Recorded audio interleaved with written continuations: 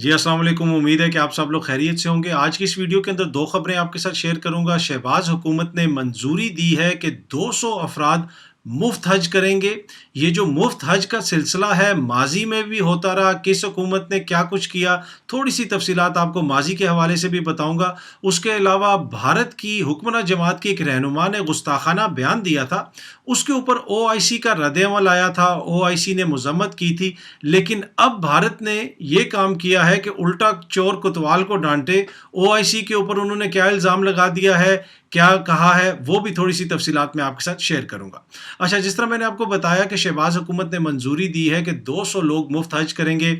ये चीज़ अब मीडिया में भी रिपोर्ट हो चुकी है, उसकी तमाम तर तफसीलात सामने आ चुकी हैं कि कितने लोग जाएंगे, उसमें ड्राइवर्स भी होंगे, उसमें साथ खान सामे भी होंगे, बहुत सारी तफसीलात हैं इस हवाले से मीडिया के अंदर जो रिपोर्ट हुई हैं। अब ये जो 200 अफराद मुफ्त हज करेंगे, इसका खर्चा पड़ेगा पाकिस्तान की कौम के ऊपर, पाकिस्तान की आवाम के ऊपर। और इस वक्त जो इकॉनमी की हालत है वो आपको भी पता है, मुझे भी पता है। हुकूमत एक तरफ ये कहती है कि हमारे पास जहर खरीदने के पैसे नहीं हैं, लेकिन दूसरी तरफ बैरूनी दौरे भी हो रहे हैं, मुफ्त हज की भी मंजूरी दी जा रही है। हमारे जो वजीर खारजा हैं वो भी पूरी दुनिया में घूम फिर रहे हैं, और ये सब कुछ टैक्स पेयर्स की मनी के ऊपर हो रहा है, पाकिस्तानियों के पैसों के ऊपर हो रहा है। लेकिन इस हवाले से थोड़ी सी तफसीलात मैं आपसे शेयर करना चाहता हूँ माजी की भी। ये जो सिलसिला है मुफ्त हज वाला, ये 2009 के अंदर शुरू हुआ। उस वक्त की जो पीपल्स पार्टी की हुकूमत थी और जो इंटीरियर मिनिस्ट्री थी, उसने तकरीबन 200 अफराद की लिस्ट भेजी। जो डीजी हज हैं उनको, जो मिनिस्ट्री ऑफ रिलीजियस अफेयर्स थी उसको भेजी, और कहा कि ये जो 200 अफराद हैं इन लोगों ने मुफ्त हज करना है। इन 200 अफराद के अंदर सहाफ़ी भी थे और दीगर जो बाअसर लोग हैं वो लोग भी शामिल थे, और उनकी स्पाउसेस यानी उनके खामन या बीवियाँ भी शामिल थी। और इसके ऊपर बड़ा खर्चा हुआ और एक खसूसी फ़्लाइट चलाई गई जनाब। वो फ़्लाइट नंबर था PK7703, जिसके ज़रिए इन लोगों को भेजा गया।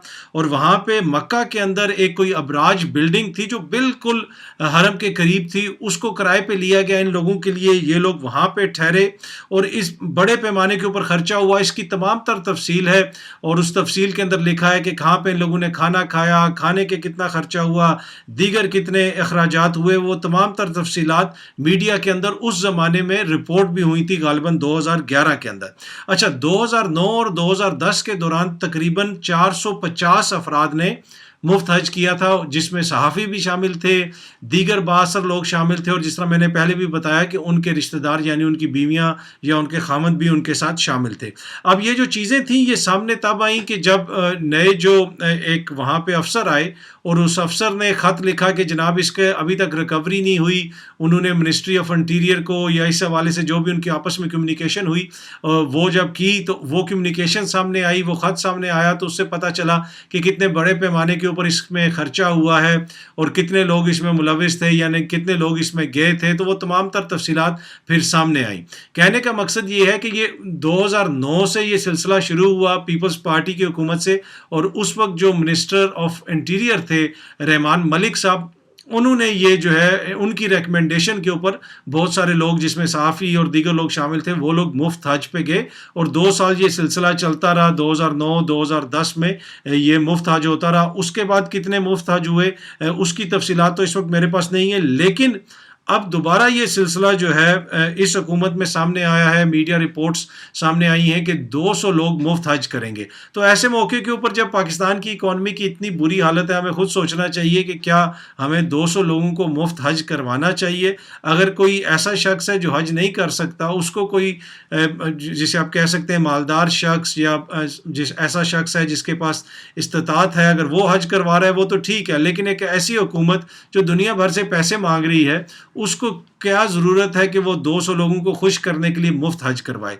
तो ये एक बहुत बड़ा सवालिया निशान है। लेकिन अब इसकी हुकूमत ने मंजूरी दे दी है, और ये 200 जो अफराद हैं ये सरकारी खर्चे के ऊपर हज करेंगे। और मुझे नहीं पता कि आप सरकारी खर्चे के ऊपर हज कर सकते हैं। इसकी क्या जो जिसे आप कह सकते हैं कि इस्लामी तालीमात में इस हवाले से क्या कहा जाता है, क्या ऐसी कोई इजाज़त है कि आप लोगों को सरकारी खर्चे के ऊपर हज करवाएं? इस हवाले से तो उलमा इकराम ही राय दे सकते हैं। लेकिन मैं प्योरली जो फाइनेंशियल सूरत हाल है इस वक्त पाकिस्तान की, उसके ऊपर बात कर रहा हूँ कि 200 लोग मुफ्त हज करेंगे उस मुल्क में जहाँ पे हुकूमत कहती है कि हमारे पास زہر خریدنے کے لیے بھی پیسے نہیں ہیں، اور پوری دنیا سے ہم لوگ پیسے مانگ رہے ہیں۔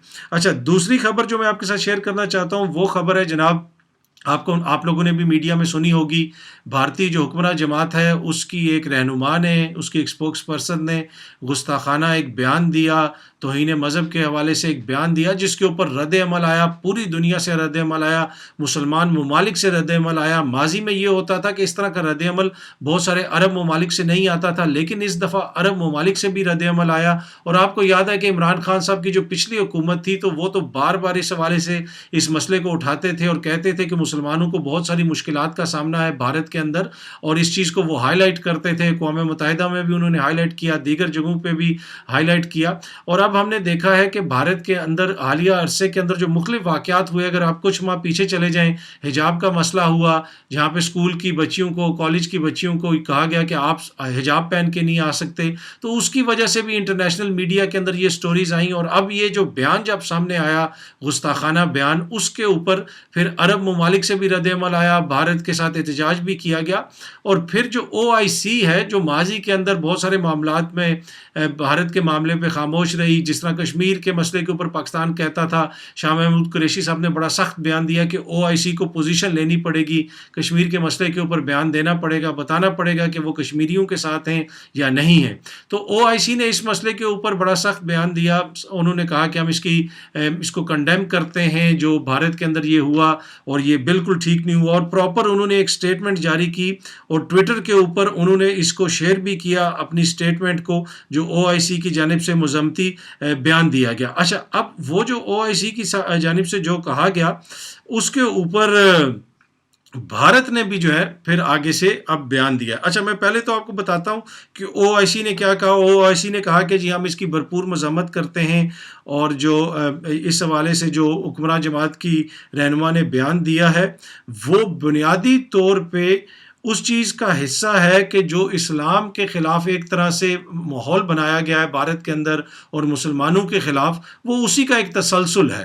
اس لیے کہ حالیہ عرصے میں ہم نے بہت ساری چیزیں دیکھی جن کا میں نے مینشن بھی کیا پہلے، تو OIC نے کہا کہ یہ اسی کا ایک تسلسل ہے کہ اب جو حکمراں جماعت کے رہنما ہیں وہ اس قسم کی گستاخانہ نعوذ باللہ باتیں کر رہے ہیں۔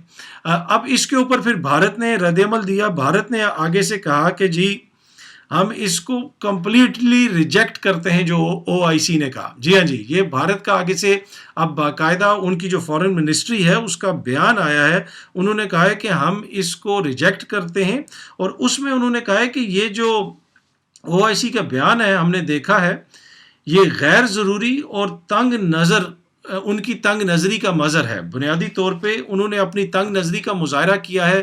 OIC نے ایجنڈا کے تحت یہ بیان دیا ہے، اس بیان کو ہم کمپلیٹلی جو ہے مسترد کرتے ہیں۔ تو الٹا چور کوتوال کو ڈانٹے، انہوں نے OIC پہ الزام لگا دیا تنگ نظری کا، ایجنڈے کا، اور انہوں نے ساتھ ساتھ یہ بھی کہا ہے کہ OIC جو ہے وہ ہمیشہ نفرت پہ مبنی، یعنی مطلب کمیونل جو ہوتا ہے وہ اس کا میسج ہوتا ہے، سب لوگوں کے لیے اس کا میسج نہیں ہوتا۔ تو ہم اسے کہیں گے کہ آپ جو دیگر مذاہب ہیں ان کی بھی، میں یہ پڑھ کے بھی آپ کو سنا دیتا ہوں۔ We would urge OIC to stop pursuing its communal approach and show due respect to all faiths and religions۔ کہ آپ اپنی تنگ نظری کا مظاہرہ مت کریں جو اسلامی ممالک کی کانفرنس ہے، اور دیگر جو مذاہب ہیں ان کو بھی رسپیکٹ شو کریں، ان کو بھی آپ اتنی عزت دیں جتنی آپ اسلام کو دیتے ہیں، اور آپ کا ایجنڈا جو ہے وہ بڑا تنگ نظری پہ ہے، صرف مسلمانوں کے لیے ہے۔ وہی OIC نے کبھی کسی مذہب کے خلاف بات کی ہے مجھے تو نہیں پتا، وہ تو تمام مذاہب کی ہمیشہ احترام بھی کرتے ہیں۔ تو یہاں پہ اس بجائے اس کے کہ آپ کہتے ہیں کہ ہاں جی یہ واقعہ ہوا ہے، اس پہ یہ صحیح نہیں ہوا، معذرت خواہ ہیں ہم، اور OIC کا جو بیان آیا اور OIC نے جو اس کے اوپر فکر مندی کا اظہار کیا ہے، ہمیں اس کا احساس ہے اور ہماری حکومت چیزوں کو بہتر کرے گی۔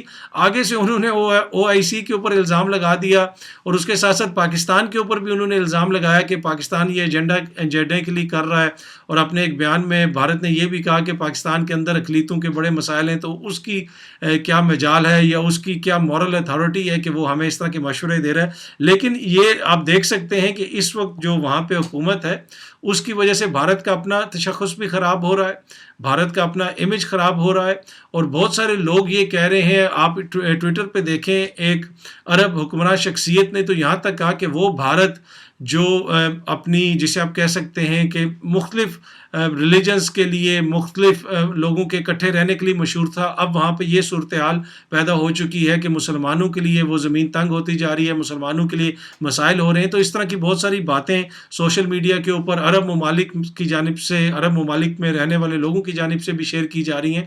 تو یہ صورتحال ہے جی، جو بی جے پی کی رہنما کا انتہائی انفارچونیٹ گستاخانہ بیان آیا تھا، اس کے اوپر او آئی سی نے مذمت کی، تو آگے سے بھارت نے او آئی سی کی مذمت کر دی۔ یہ تھی جی دو خبریں جو میں نے آپ کے ساتھ شیئر کر دی ہیں۔ مزید کو اگر کوئی خبر ہوئی ڈیورنگ دا ڈے تو کوشش ہوگی کہ وہ بھی آپ کے ساتھ شیئر کی جائے۔ امید ہے کہ یہ ویڈیو آپ کو پسند آئی ہوگی۔ جو بھی دوست دیکھ رہے ہیں آپ سب سے گزارش ہے کہ چینل کو ضرور سبسکرائب کیجیے گا۔ بہت بہت شکریہ، تھینک یو سو مچ۔